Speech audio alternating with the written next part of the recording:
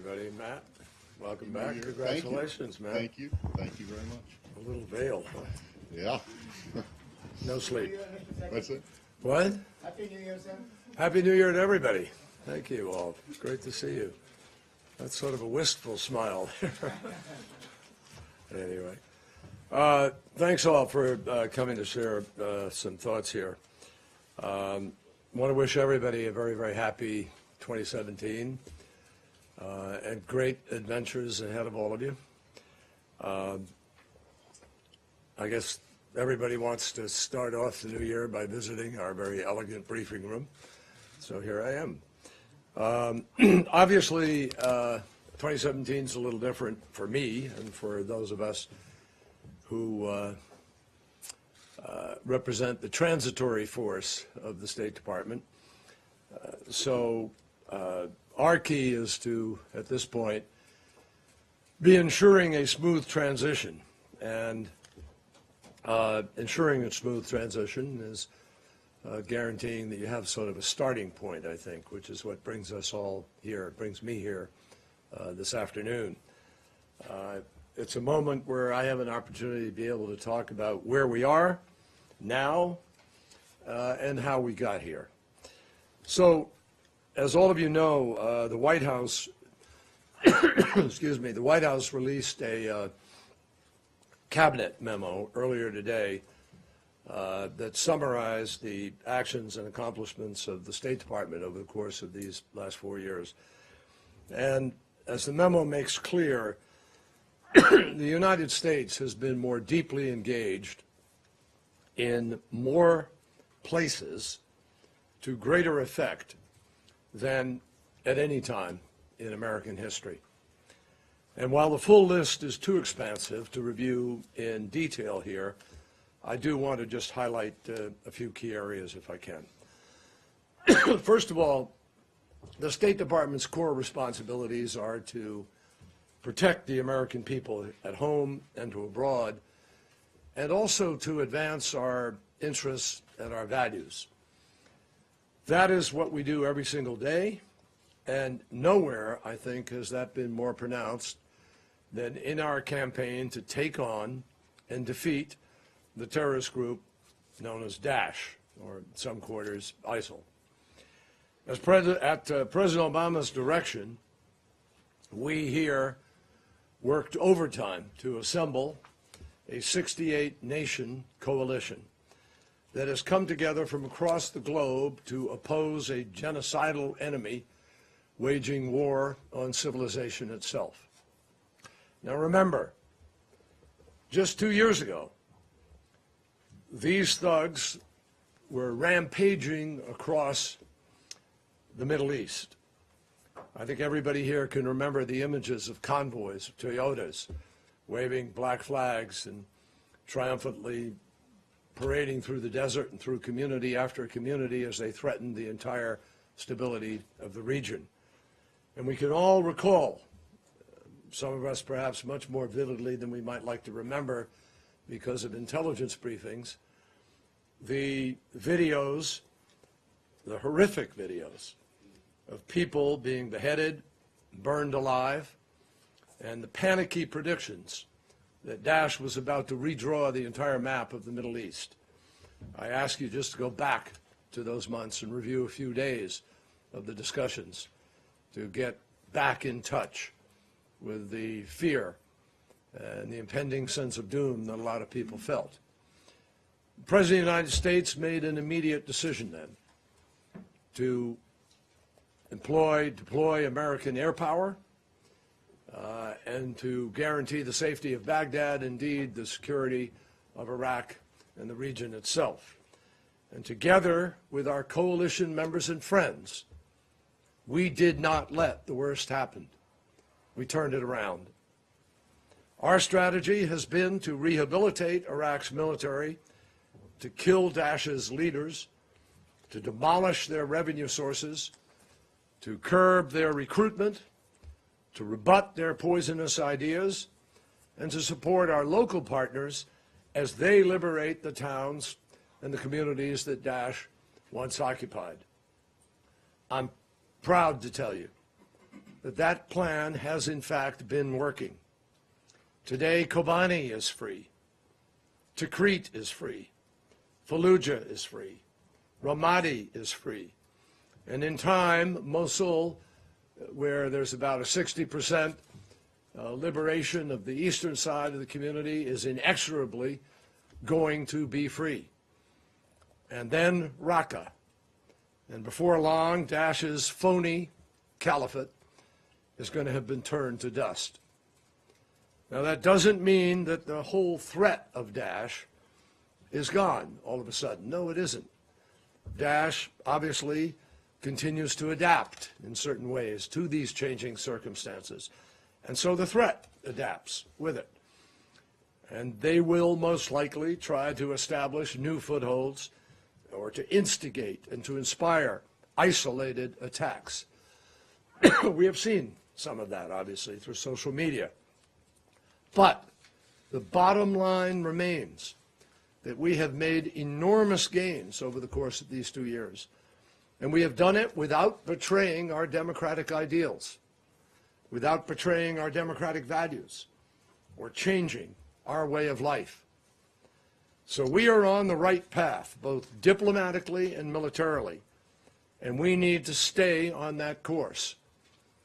And I guarantee you that over the period of this next year and into the future, Daesh is going to be thoroughly defeated.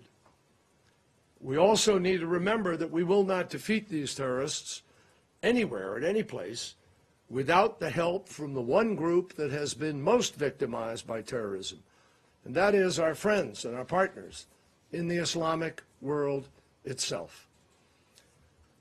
The second area that I want to highlight is the Iran nuclear agreement, which is a demonstration, quite simply, of the power of diplomacy to be able to address major international problems short of war.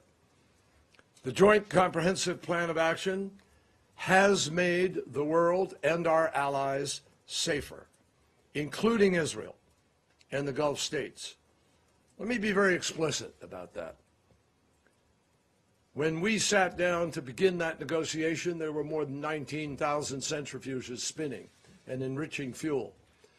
There were 12,000 kilograms of enriched radioactive fuel material, which with one more enrichment could move to bomb-level development capacity. There was enough nuclear material to be able to produce somewhere between 10 to 12 bombs, if that were the direction that Iran decided to continue to move. And a unilateral approach, or refusing to negotiate at all, which some advocated, would have left us with two very bad choices: the short-term risk of a nuclear-armed Iran and yet another conflict in the Middle East. And to be clear, to be crystal clear, terminating that agreement now would leave us with those same bad choices. You cannot make a bomb with 300 kilograms of enriched material. That's all they have today from 12,000. You cannot make a bomb when you are limited to 3.67% of enrichment, and that is being tracked on a daily basis. The number of centrifuges today is down to about 5,000, which is permitted under the agreement. So what we've seen is the joint plan has in fact blocked each of Iran's pathways to a nuclear weapon, and I might add, by the choice of Iran to submit to this, not because it does it in and of itself, but because this is an agreement and Iran agreed to these terms of the agreement.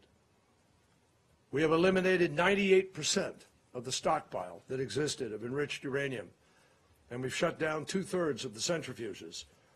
And we have made the overall, I think a better way to phrase that is that the agreement, because it takes two to create an agreement, or more, in this case the P5+1, the agreement itself creates the most rigorous inspection regime that has ever been negotiated.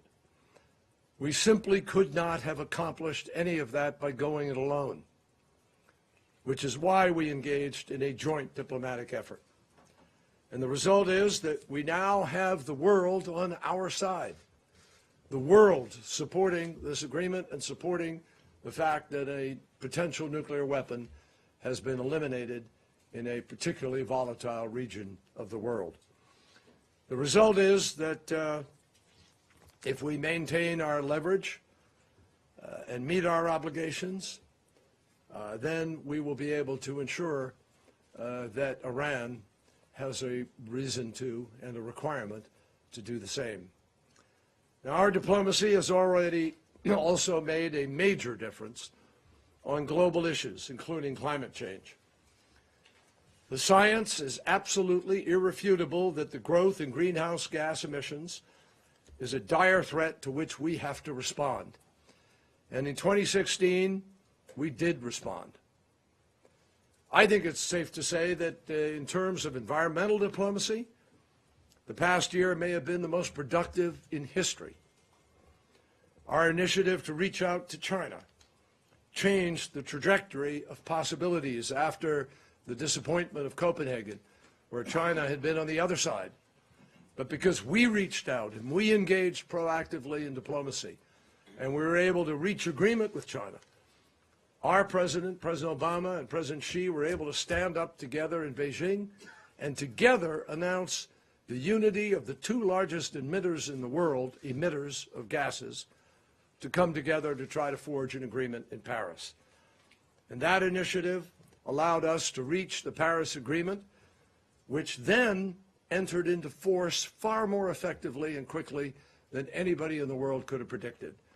The Paris Climate Agreement commits the parties to set and meet ambitious emission targets, each country with its own plan.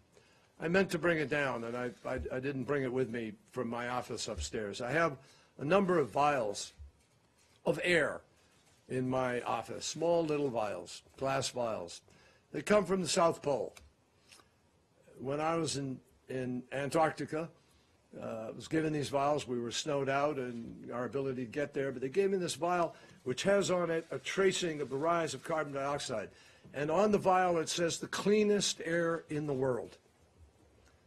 And that air that is the cleanest air in the world is 401.6 parts per million filled with carbon dioxide.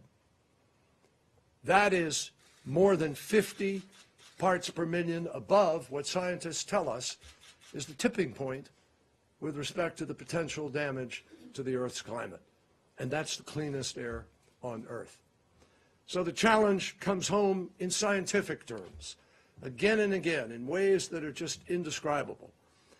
And we now have, because of Paris, more than 186 nations joined together, each with their own plan to reduce emissions and try to preserve this planet of ours. But in addition to that, we worked together with other countries to bring the aviation industry together to the table. The aviation industry was not part of the Paris Agreement. But when you add the aviation industry to all together, you have what would be the equivalent of the 12th largest country emissions in the world. But we reached an agreement whereby the aviation industry will also contribute to the reduction of greenhouse gases. And then in Kigali, we managed to approve an amendment to phase down the use of heat-trapping hydrofluorocarbons, HFCs as they're called, which are used in refrigerants. And by phasing them down, this may be the single most effective one step we could take to try to reduce the rise in temperature. And the scientists tell us that that step alone could reduce the rise of temperature by 1/2 degree centigrade by itself.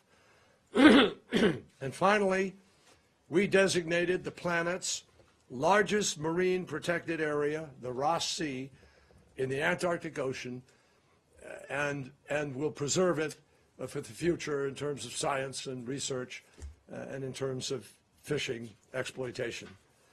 So the bottom line is that we have sent a powerful message to governments, to the private sector, to citizens everywhere, that we are entering a new era in which reliance on fossil fuels is reduced while greener and cleaner energy carries us forward. And make no mistake, we do not believe that we can shift into reverse or even stop in this endeavor. This is a race against time, a race against what is unraveling in terms of forces of ecosystem and Mother Nature that not everybody completely comprehends in terms of how fast or what may happen, but absolutely comprehends that it presents catastrophic risk to human beings. If we're going to keep faith with future generations, it is imperative for us to keep moving ahead. We also have progress to report in our own region. Our opening to Cuba after 54 years has strengthened our position throughout the hemisphere, and it's given fresh hope to an embattled population just 90 miles from our shores. We also helped Colombia and end the world's longest-running civil conflict. We appointed a special envoy, Bernie Aronson, who worked day to day on that, and our team worked on it. I met with FARC. We met with President Santos, with the Colombians. We encouraged this process, and together with Norway, we are co-chairing the demining initiative, which will make a profound impact when it is complete to the lives of people in Colombia. Across the Atlantic, we have been steadfast in supporting a democratic Ukraine and in responding to Russian provocations through expanded assistance to our allies in Northern and Central Europe. We have quadrupled to about $3.4 billion the amount of money that we are putting into helping our friends on the front lines be able to adequately build up their defenses and to guarantee their security. We played a pivotal role in forging a national unity government in Afghanistan that, while still facing challenges, has kept alive the chance for future progress. And we all know how difficult that could have been when an election had serious problems and the country was poised to perhaps see the government fall apart and maybe even enter into civil war. And yet we helped to broker and pull together the parties into a unity government that still today is managing to move forward in Afghanistan. Elsewhere in Asia, we have been standing side by side with our friends, strengthening sanctions on North Korea, improving regional missile defense capabilities, supporting the rule of law in the South China Sea, and forging a strategic partnership with India, enhancing our ties with Vietnam, and spurring democratic progress in Myanmar, where a freely elected parliament has been seated for the first time. In Africa, I'm proud to say that we have worked long and hard with country after country, with governments and civil society every single day to combat hunger, to increase digital access, to train the leaders of tomorrow. I think one of the most lasting, enduring efforts of President Obama will be his Young Leaders initiatives, and particularly the Young African, Young and Southeast Asian, Young Asian Leaders initiatives. And we have also taken a lead in helping Nigeria through a difficult election process and then ultimately to fight back against Boko Haram. We've helped the Somalians fight back against al-Shabaab. We have worked diligently to try to prevent genocide in South Sudan and worked in the region to try to bring people together and turn away from the potential of challenged and failing governments. We have particularly helped push back against any number of violent extremist groups, including our efforts most recently to liberate Sirte in Libya from the clutches of Daesh. We also joined with partners, and I think this is one of the most not fully understood but nevertheless important accomplishments of these last years, and that is rescuing the world, in a way, from the threat of Ebola. We stopped Ebola in its tracks, but it wasn't easy because nobody knew completely what we didn't know, even. And the President made the daring choice of sending some 3,000 or so American troops there to build capacity so we could deliver health care, working with the French, who took on major responsibility, and the British, who took on major responsibility, and together with partners all around the world, we were able to save the lives of hundreds of thousands of people whom it was predicted would die by Christmas of 2 years ago. The predictions, as you recall, were perhaps 1 million people would die by Christmas. And through PEPFAR and the Global Fund, we've brought our world to the threshold of the first born free from AIDS generation in 30 years. Now, obviously, we haven't solved every problem. No, we haven't. The Israeli-Palestinian conflict continues, but we are absolutely right to support a two-state solution and to warn about the danger of actions on any side that could obstruct that possibility. We're also right to insist that a diplomatic path is the only way out of the disastrous situation in Syria, one of the most intractable and complex conflicts in modern history and the worst humanitarian catastrophe since World War II. Despite our best efforts to mobilize a unified response from the international community and to ease tensions and reduce violence and save lives, obviously the war has continued at considerable human cost. After more than 5 years of tragedy, this much remains clear. It is only through a political solution that ultimately the country can be unified, the country can be rebuilt, and the violence can actually be stopped. It is only through a political solution that actual peace can finally come to Syria. Now, the military strategies that are pursued by the regime and its backers in Moscow and Tehran, if that's all there is, will only lengthen the war, generate more extremists, and further inflame sectarian fighting. That's why the United States continues to support diplomatic efforts to achieve an effective cessation of hostilities and a transition to a government capable of uniting the Syrian people. And we're not competing with, we back the efforts of Russia and Turkey and Iran to talk. I've been in conversation with Minister Lavrov, with Minister Cavusoglu and others even in the last days, encouraging this process and talking about how we would build conceivably on what happens in Astana, if it can happen, in order to get to Geneva and get to the real negotiations that the international community supports. Finally, I just want to emphasize how much of this department's work takes place out of the spotlight. There are an amazing number of unsung heroes in this building and around the world in all of our outposts and our missions. And that includes people who work for us from another country, but who join in and become part of the family and part of the team in some embassy, in some outpost, in some mission, in some consulate, somewhere in the world. Every day at more than 240 posts that represent our nation, our personnel are sitting down with foreign counterparts in order to share outlooks and deal with different problems, to help American businesses, help students, help travelers, advocate on behalf of democratic values, human rights, including the freedom of the press, and contributing in ways large and small to the global goals of stability and prosperity and peace. And overall, I think when you consider the scale of the challenges that we faced, the speed with which we have had to act, the multiple simultaneous crises that we faced, the limits imposed on our resources, I think when you measure all of this, Americans can take enormous pride in what our diplomats and our leaders have been able to accomplish in order to advance the interests of our nation and keep our country safe.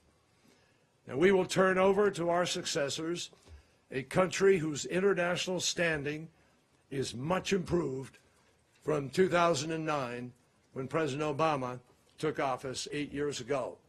And no one should forget the incredible fragility of the global economic crisis as a consequence of the late 2008, early 2009 economic disaster that we faced on a global basis.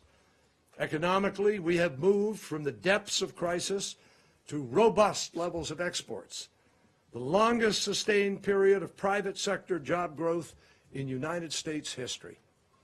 Our overseas alliances in Europe and Asia are vigorous and strong. We have strengthened what we do in Asia, strengthened the relationship between Korea and Japan, strengthened our relationship trilaterally with Korea, and Japan. Worked effectively with China to try to define a new model of how important powers need to work in the world. Our overseas alliances in Europe and Asia are both vigorous and strong today. We have, as I described earlier, strengthened our alliance with NATO, strengthened our alliance with the frontline states. Our level of security support to a democratic Israel is unprecedented. Across the globe, we have helped to ensure that a child entering the world today is more likely to be born healthy, more likely to receive the necessary vaccinations, more likely to be educated, more likely to live a long life than any previous generation. And that is just as true for women and girls as it is for men and boys. Now, obviously, there are many people yet to reach. We all understand that. I just left a meeting with the Senate Foreign Relations Committee, a luncheon today, in which I talked with my colleagues on both sides of the aisle about the great challenge that we need to make sure we are properly funding in order to be able to meet the expectations of the United States of America as a force for good and a force for stability and a force for peace in the world. Now, I know you know me well. I could probably go on a little longer on one or two aspects of this, but I want to save some time for your questions and have a chance to have a little give and take here. Let me just say, obviously, that for me it has been an enormous privilege to serve as Secretary of State. I still believe it is a spectacular job with enormous opportunities, but needless to say, those opportunities depend on the president you're serving with to a large measure. And I've been very blessed to serve with a president who gave me a long leash, allowed me to take risks and attempt to get things done. It's the best job I could possibly imagine. And I'm obviously pleased to be able to share this last press briefing, press conference with you here at the State Department, certainly, because you all do a very important job with respect to everything else we're trying to do. And I talk about this, as you know, when I travel. We are blessed. We have a press, obviously, that's inquisitive and open and free, that asks tough questions. And that's part of the great strength of our system and of our country. And sometimes it gets contentious, sure. But in the end, this is part of what helps keep us free and keep us strong. So I appreciate the fact that you are trying to educate people around the world, but most of you, you're focused on the truth. You're trying to find out what's really happening and keep the transparency and accountability of democracy alive and well. I'm also mindful of the dangers that you and your colleagues face while covering conflict and turmoil, and of the stress that your profession is undergoing today because of the transformation in the marketplace of ideas and of communications. I also understand it in more fundamental terms, having worked very hard to get Jason Rezaian home and facing, as we do, challenges with respect to other reporters in other parts of the world. The demands on you are great. I salute the way in which you meet them with skill, with tenacity, and many, many long hours and pretty uncomfortable seats in the back of the airplane. And I trust that you will continue to do what you do today with the same good spirit and good intention. So now I turn it over to you. Before I do that, I want to recognize the retirement of Samir Nader, veteran reporter from Radio Sawa. As many of you know, Samir has been covering Washington since the 1970s here at the State Department, since 2002. He is known for his incisive reporting about the Middle East and for sharing, I think, a lot of his wisdom with some younger reporters. So he's also known for always being a gentleman. So we appreciate that. And we're all going to miss you, Samir. I wish you the best for the future. And so today I'm going to turn to you and give you the first question.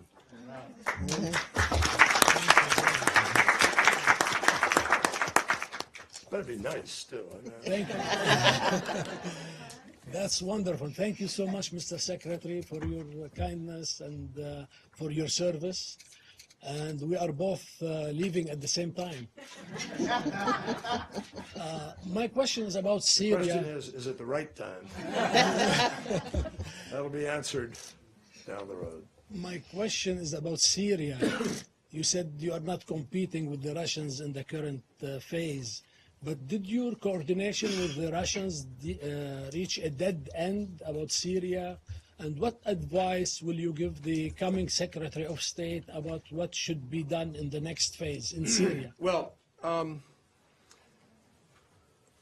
I think that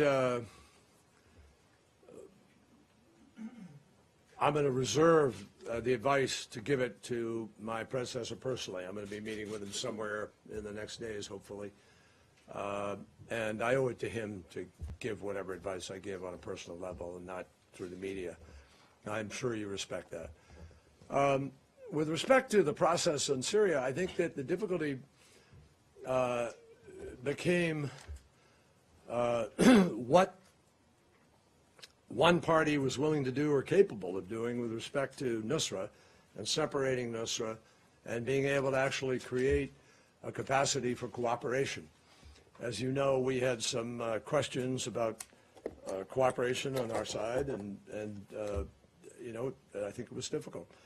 But that notwithstanding, I do think that whatever methodology there is of having an impact on the choices made by the opposition or by the Assad regime, we're all supportive of it.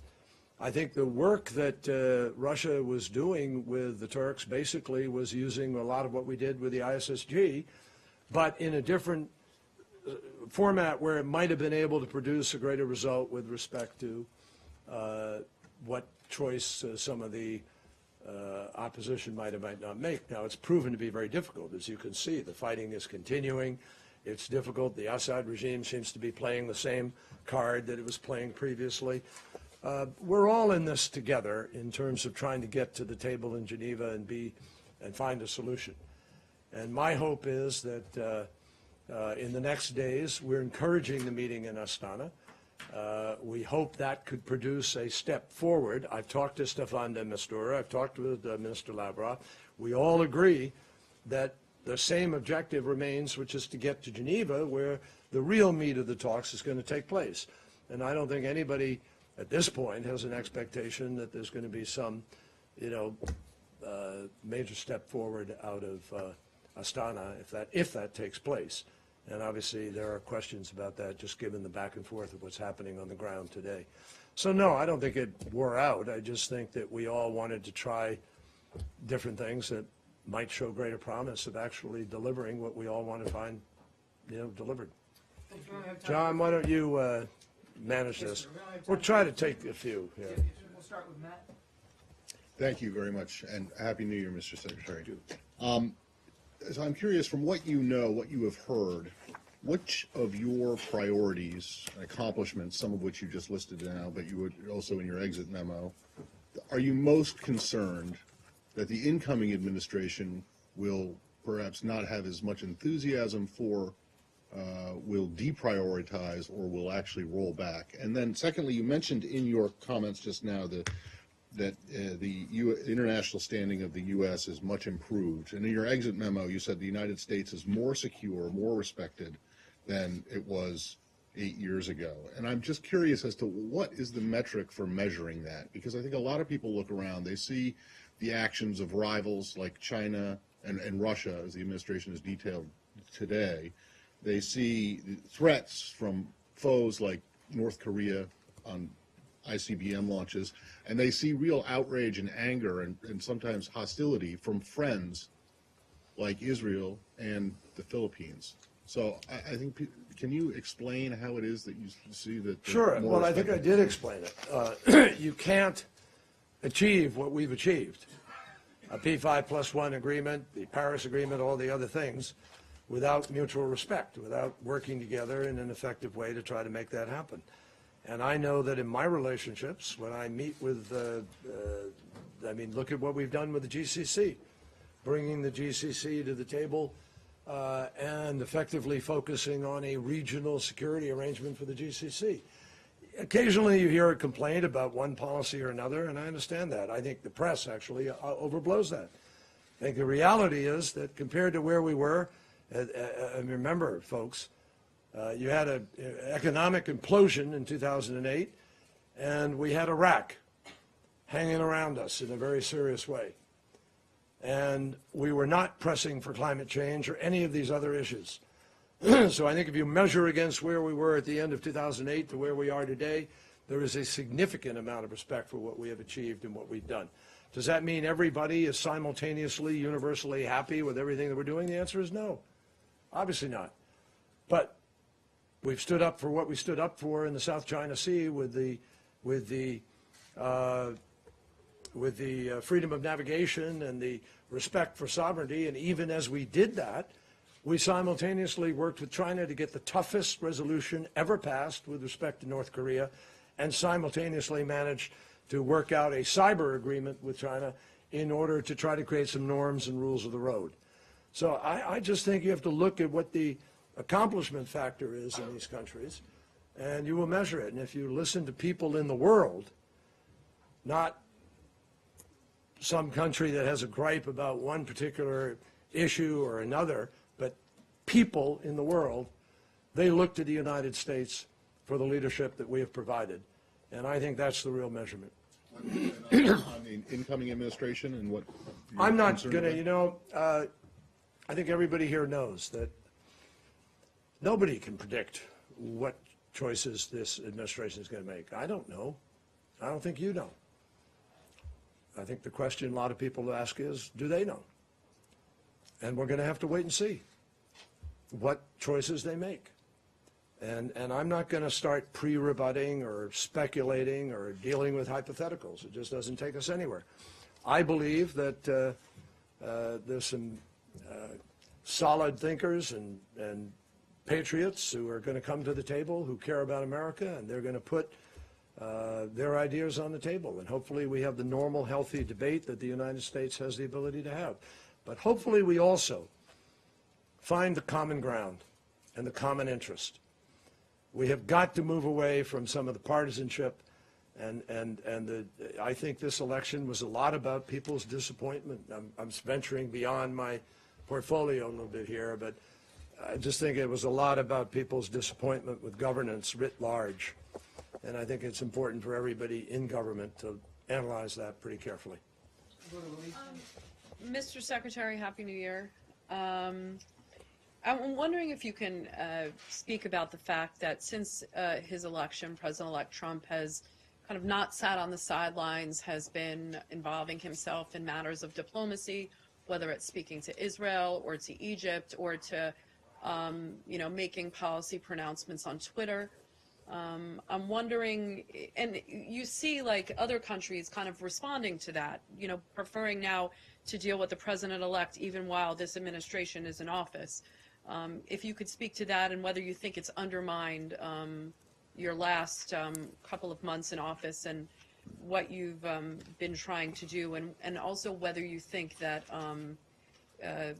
making these policy statements on Twitter is the new way of world leaders communicating. Thank you. Well, I'm not going to. I don't see a lot of them communicating by Twitter, but I'm just not going to enter into that debate. I have 2 more weeks here. I still have a couple of trips which are important and conversations I intend to be having on behalf of our country, things we still want to get done. And so I'm going to adhere to the rule that I've adhered to for these 4 years and just stay out of commenting on what is effectively still politics. And I assure you that after January 20th, I will have plenty of opportunity to speak out if I see fit, and I'll do it at the appropriate time. Thank you. Mr. Secretary, Senator McCain said today that Russia's hacking and attempts to interfere with the election were an act of war. In that regard, how much is the criticism by the President-elect of the intelligence agencies hurting us in our ability to respond in real time? Because this is not hypothetical. It's happening now. It's hurting morale, according to a lot of people who talk to us. what is your assessment of that? And whether there is legitimate criticism of our ineffectual response to cyber attacks, including against this building, which has been today pretty much universally accepted by people in both parties and by the Including against what? against this building Oh, against this building, yeah. in 2015, and whether there is a problem in our slow response to building up our cyber defenses. Well, no, I think we've been building up our cyber defenses at a very, very rapid rate, let me tell you. Outgunned, according to the spy chiefs today Yeah. testifying. I think we are building up at a very rapid pace. We also have to build up in the context of budget allocations and so forth. But I think, in this building, for instance, the minute we discovered, after I'd come in and we discovered a vulnerability, we shut down the whole system. We immediately moved into a very rapid transformation, and we have not been, to our knowledge, visibly threatened or penetrated since then. We're always threatened, but we haven't been penetrated, to the best of my knowledge, and that's my knowledge. I would simply say to you, Andrea, that you don't know, and I can't say, what the president may have chosen to do or not do, and there's no way for you to measure whether or not the president adequately responded or not in terms of what options are available to him. I can tell you this, that both the president and I personally raised this issue with the Russians. And right now, as far as I'd like to go, is simply to say that we could not do the work that we do as effectively as we've been able to do it, all the things that I just described to you, without the extraordinary contributions and input of people who put their lives on the line, in many cases, not all, but everybody who is a dedicated patriot who is working 24/7 in order to protect our country in the intelligence community of the United States. And I have nothing but respect and appreciation for the vital work that they do. They do not draw political conclusions. They put perceptions and facts and intelligence in front of you, and it's up to us to ask them the questions based on what they put in front of us. It's up to leaders to be critical about it and to pursue whatever observation or assessment, as they call it, is made by them. But I will tell you this, I don't think the president or this building could do the quality of job that we do without the input of the intelligence community, not all of which we accept every day on face value, believe me. So the combined expertise of all of that community, probed and reprobed and reprobed, has come to a common assessment that the government of Russia engaged in a concerted effort to influence and interfere with the integrity of our electoral process. Now, that's the conclusion. And I think that you can call it what you want. Senator McCain calls it what it is. It obviously is a very serious event. And I think the president has responded to it accordingly. And how damaging is it that they're being criticized by the president-elect? That's not hypothetical. Well, again, that's not a it's not a future hypothetical, but I'm not going to get into making judgment. I just let my statement stand that I have the utmost respect in their credibility and in their day-to-day work. I think they are deserving of an enormous debt of gratitude by everybody in the United States of America. And it doesn't mean they're infallible, doesn't mean they're always correct, but they certainly deserve the respect in the way in which we question and evaluate what they present us. Only a couple more. Mr. Secretary, Happy New Year. Do you personally believe that Vladimir Putin directed the hacking of the DNC and other political leaders? And also, number two, why did it take the U.S. government it had this a lot of this information in the summer until now to act and come forward with Well, something. I'm not going to get into what I don't personally believe. I accept the judgment of the intelligence community that this went to the highest level. But what I want to emphasize here is, let's go back to late summer. You're August, you're September. You're 2.5 months from a presidential election, which the world is watching. And I think that if there'd been a huge public, as it is, there was a big discussion over what was released. And it was very carefully done in a way that wouldn't allow people to be alleging that the president and the White House and the intel community were somehow trying to affect the outcome of the election. And you just have to be in that moment to understand how absolutely likely and probable and almost certain that would have been. And that would have been equally troubling. So that was about the time that we engaged very personally and privately with the Russians.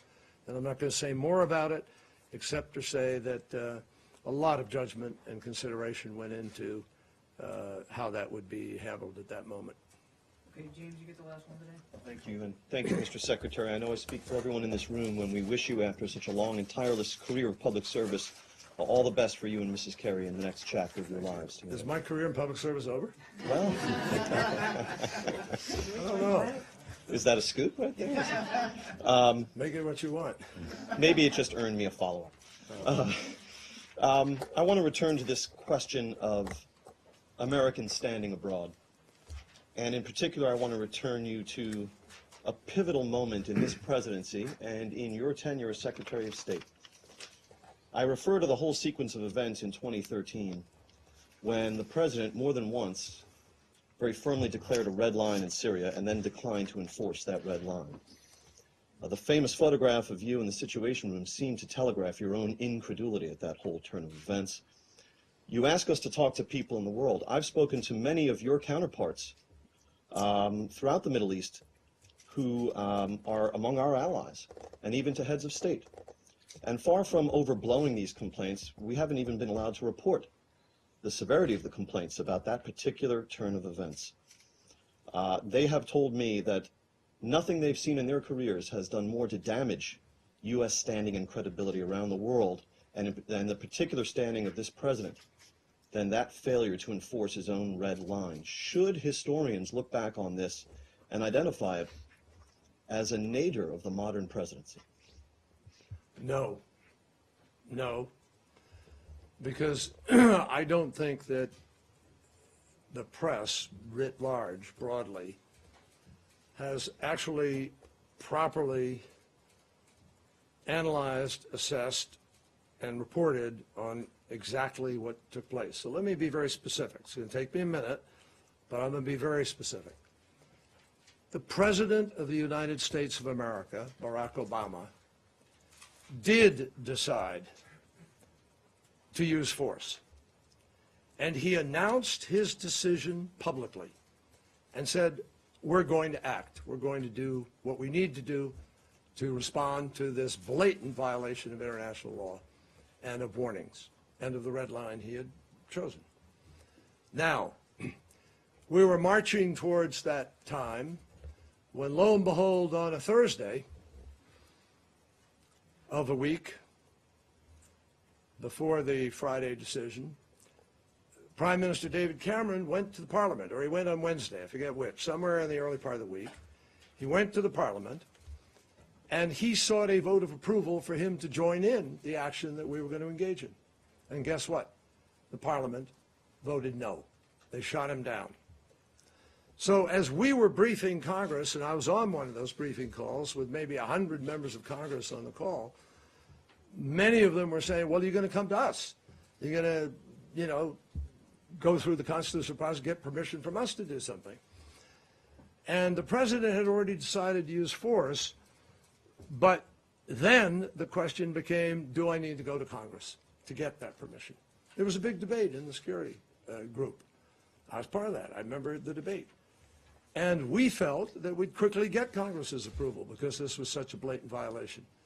And the president decided, I got a call Friday night, we met Saturday morning, and the president decided that he needed to go to Congress because of what had happened in Great Britain and because he needed the approval, and that was the way we do something like that. It wasn't forthcoming very rapidly, number one, but number two, in the interview, the president never said, I don't want to bomb. He never said, I'm not going to. He went to Congress to get permission to. And in the meantime, at a press conference in London, you may have been there, I was asked the question, is there anything that Assad could do in order to avoid being bombed? And I said, yes. He could agree to get rid of his weapons. And within an hour and a half, I had a phone call from Sergei Lavrov of Russia suggesting that was a really good idea. Why don't we work on whether or not we could do that? And President Obama and President Putin had actually talked about it a few weeks earlier in St. Petersburg, and I'd already talked to Lavrov. I'd actually talked to Prime Minister Netanyahu about it. I thought it was a good idea. And so, all of a sudden, Lavrov and I were thrown together by our presidents in an effort to try to achieve that, and guess what? We did achieve it. Before Congress voted, the president never said, I won't drop a bomb. What happened was people interpreted it. The perception was that he was trying to find a different road. And I will acknowledge to you, absolutely, I heard it all over the place. The perception hurt, yes. The perception hurt. But the perception came about despite the fact that we actually got a far better result of getting all of the weapons of mass destruction out of Syria without dropping a bomb. And if we had dropped a bomb, there is no guarantee we would have gotten any of them out. Is Syria today a better result, sir? No, Syria has nothing to do with that. What is happening today in Syria has nothing to do with the dropping or not dropping. It has everything to do with whether or not Assad was ready and willing to be held accountable by Russia and Iran to actually live by the agreements that they offered, and also whether or not the opposition was able to act in a way that could create enough leverage for Assad to have to come to the table and negotiate. And obviously, when Putin went in and put his troops on the ground to support his airplanes in the air to support Assad, that whole ballgame changed. We acknowledge that. But the fact is that it wasn't that decision. It was a whole bunch of other things that may have affected that. The bottom line is, folks, the president never retracted his intent to, he just got rid of the need to do it by embracing a different approach that got all the weapons out.